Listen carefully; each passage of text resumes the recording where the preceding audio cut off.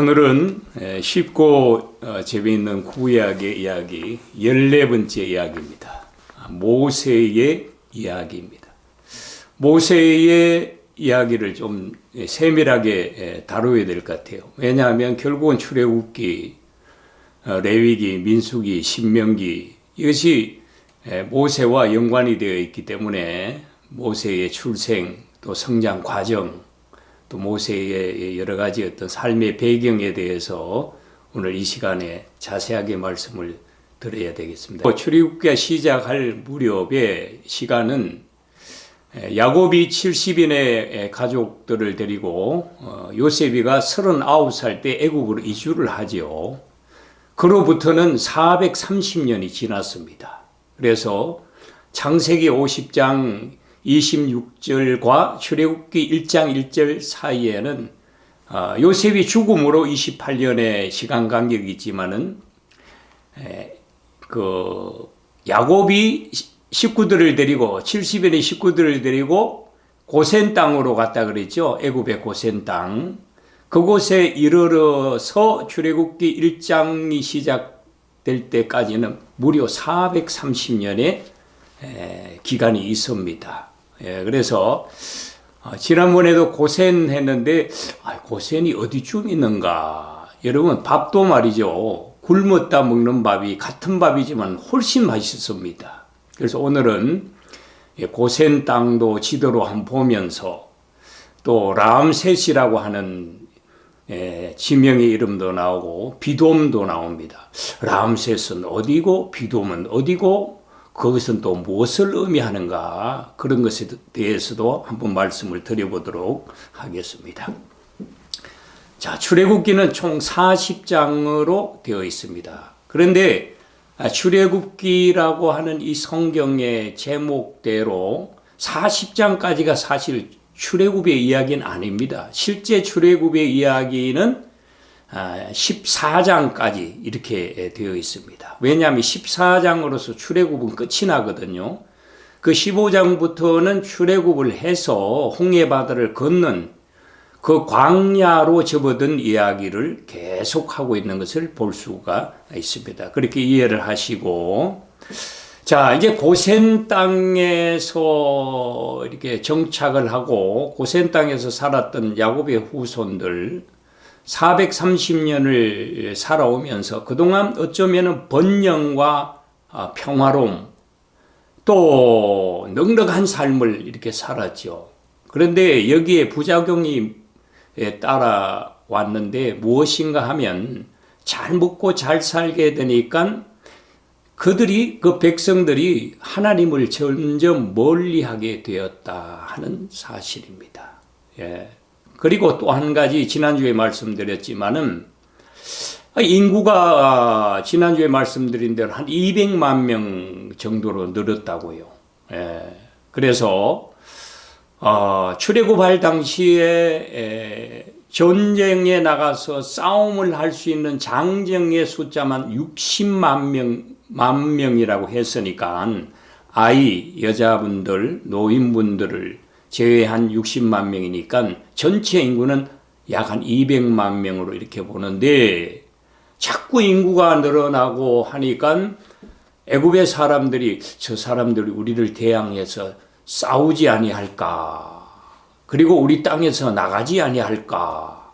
이렇게 걱정을 해서 바로가 인구를 좀 억제시키자 해서 아주 시험한 중노동을 시켰다고 했습니다. 그래서 출애굽기 이제 1장 11절에 보면은 애국 백성들에게 이스라엘 백성들에게 감독들을 그들 위에 세우고 그들에게 무거운 짐을 지워 괴롭게 하고 그들에게 바로를 위하여 국고성 비돔과 람셋을 건축하게 하니라 그랬습니다. 자, 그런데 문제는 이렇게 힘든 일을 시켰는데 인구가 줄어들지 아니했다 했죠. 그리고 이제 또 하나 두 번째 감행한 것이 이 산파들을 시켜서 히브리 여인 중에서 남자 아기가 태어나거든 그 자리에서 즉시 죽여버려라. 이렇게 했다고 했습니다. 그런 가운데서도 하나님께서 은혜를 베풀어서 성경을 보면 아니 산모들이 해산의 고통이 시작된다고 하는 얘기를 듣고 도착을 하면 이미 아이를 다 낳아버릴 정도로 하나님께서 은혜도 베풀고 산모들도 건강하게 지켜주는 것을 볼 수가 있어요. 어쨌든 이러한 상황 속에서 모세가 이렇게 출생을 하게 되지요. 모세 출생에는 잠시 후에 하기로 하고, 아까 제가 말씀드린 것 가운데에 그들의 어떤 그 삶을 힘겹도록 한마디로 노예로 이제 부리는 겁니다. 요셉이 알지 못하는 왕들이 일어남으로 말미암아 요셉의 은혜는 이제 온데간데 없고, 그들을 억제하고 그들을 노예로 이제 두고 그들을 가두기 위해서 중노동을 시키고 감독들을 세웠다고 했는데, 그리고 고센 땅이라고 하는 곳에 국고성 비돔과 람셋을 건축했다고 합니다. 이게 국고성 비돔과 람셋은 두 가지 의미가 있습니다. 하나는 도시의 그쪽에 성읍의 의미가 있고, 하나는 그 성읍에서 세워진 국고성이라고 했으니까, 국고성이라고 하는 것은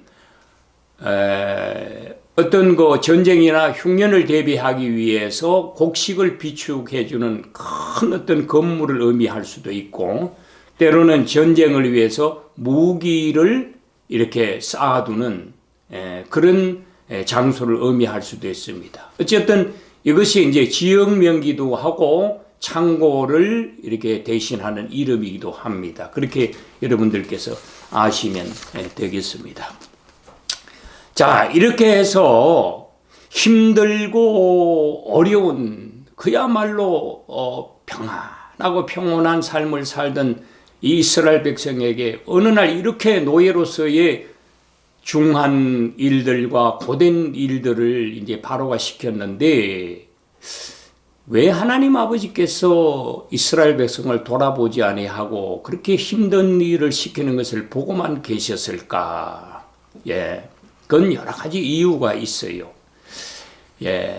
얼마 후면 이제 출애굽기를 읽어 나가면 이제 모세를 통해서 출애굽을 하게 되는데요.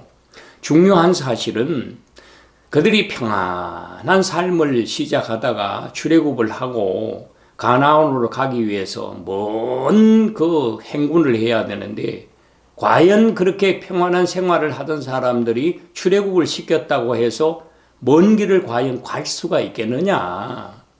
어쩌면 하나님 아버지께서 그 광야와 사막에서 당할 고생과 고통을 이겨낼 수 있는 강한 힘을 기르게 하는 것이 하나님의 뜻이고 섭리였다 하는 것이죠. 그래서 또 하나는 이스라엘 백성이 평안할 때는 아까 말씀드린 대로 하나님을 점점 멀리했어요. 먹고 살고 뭐 평화롭고 사는데 걱정이 없으니까. 그러나 힘들고 고통스럽고 그러자 그들이 스스로 신음을 내면서 성경에 보면은 하나님 아버지 앞에 부르짖었다, 탄식하면서 간절히 하나님을 찾게 되었다고 하는 사실이죠. 그래서 그들의 힘들고 어려운 삶이, 노예의 삶이 그들에게 무거운 짐만 되는 것이 아니고 새롭게 하나님을 갈망하는 그런 계기가 되었다. 이것도 하나님의 뜻이죠. 자, 이렇게 중노동을 하고 어려워하고 괴로워하는 동안에 하나님께서는 사람들이 알지 못하는 한 사람 구원자를 조용히 준비하고 계셨습니다. 그 사람이 누군지 아세요? 대충 아시겠죠? 바로 모세입니다. 그래서 모세의 출생 이야기가 창세기 2장에 나오는 것을 볼 수가 있습니다. 2장 1절에 보면은 레위 족속 중에 한 사람이 레위 여자에게 장가 들었더니 그랬습니다. 성경을 우리가 뭐 조금만 이제 알고 계시는 분은 대충 알겠죠.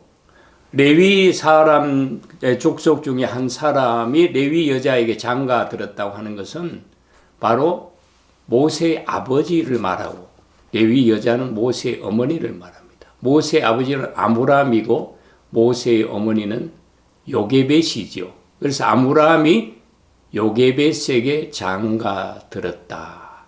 그래서 요게벳이 아이를 잉태했는데, 그리고 아이를 낳아서 보니까 아이가 너무 잘생겼어요. 그 개역 성경에는 준수하였다 이렇게 표현을 하고, 개정 성경에는 잘생겼다 이렇게 표현을 합니다. 아니, 자기 아이인데 잘생기든 잘생기지 아니했든 그 당시에 아이 같으면 바로 죽임을 당해야 되는데도 아이를 몰래 숨겼어요. 출산 사실도 아마 숨겼겠죠. 이렇게 해서 몇 달을 기르느냐 하면은 석 달을 기릅니다. 우리 풍속으로는 열흘만 들이면서 100일이에요.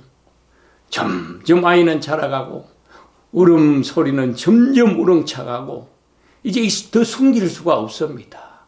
그렇게 해서 엄마 아빠가 결심을 하고 이 아이를 나일강으로 떠내려 보내자, 하나님께 맡기자 이렇게 하고 갈대잎을 엮어가지고 거기 물이 새들어지 않도록 성경이 말하면 역청이라고 그랬습니다.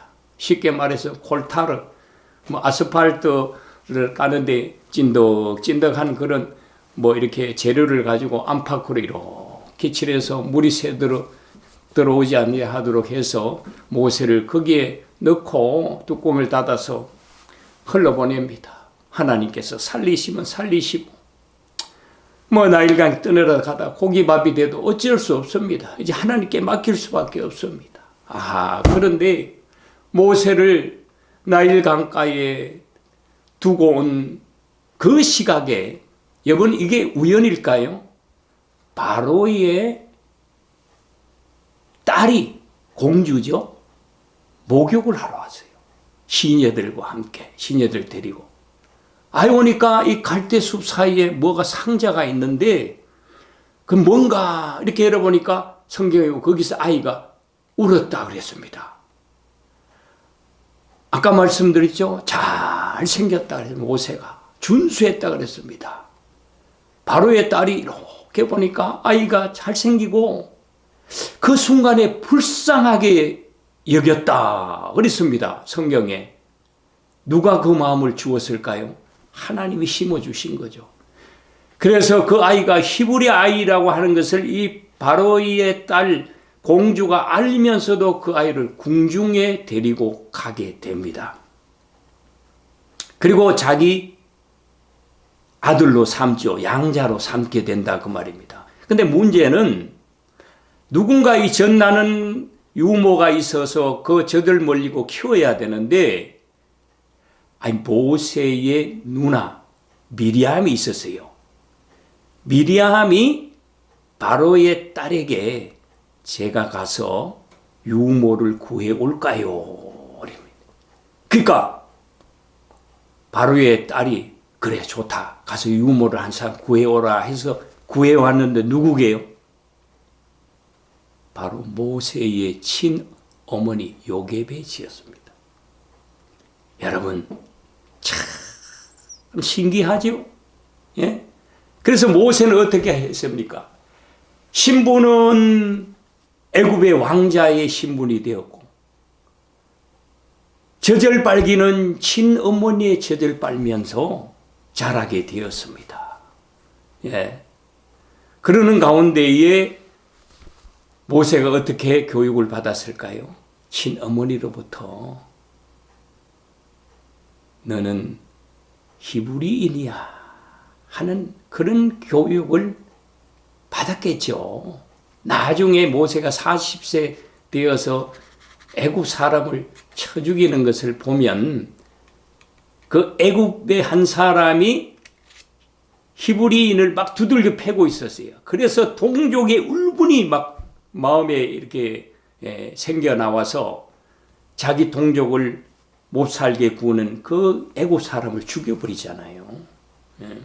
그런 것을 보면 어머니 요게벳을 통해서 히브리인이라고 하는 것을 이렇게 깨달으면서 그는 잘할 수가 있었다 하는 거예요. 이것도 하나님의 섭리겠죠.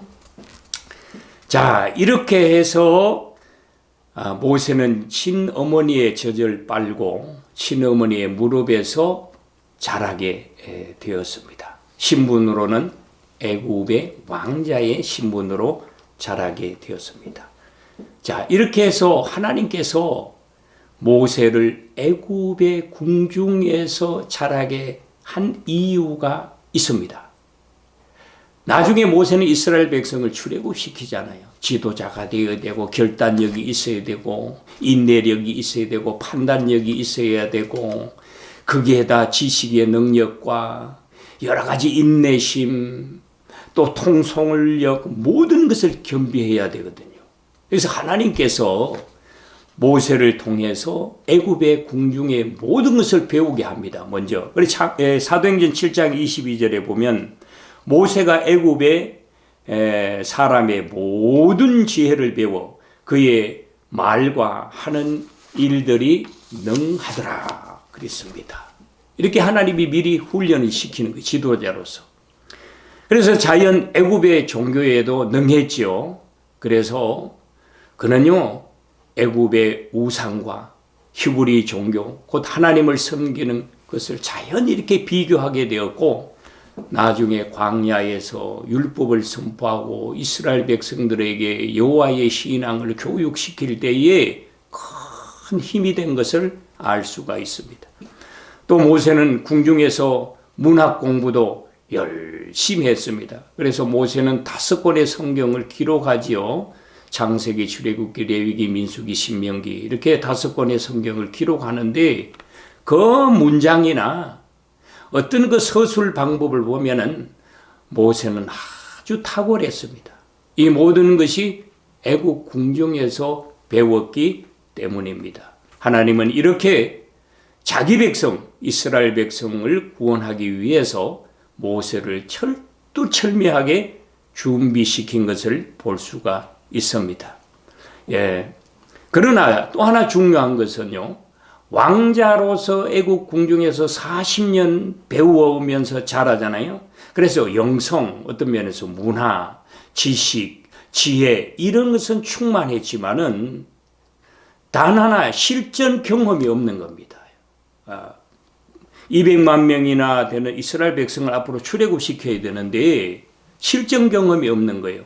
그렇게 해서 하나님 아버지께서 모세를 장차 이스라엘 백성들이 걸어가야 되고 겪어야 되고 또 훈련 받아야 하고 또 공동생활을 해야 하는 현장으로 하나님께서 미리 보냅니다. 광야로 보냅니다.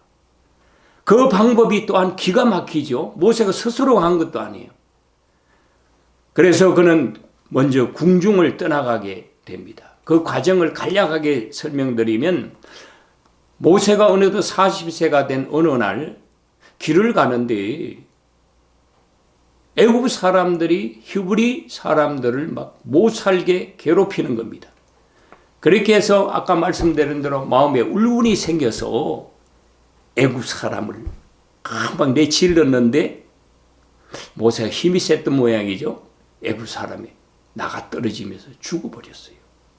그래서 그 시신을 모래에 묻었습니다.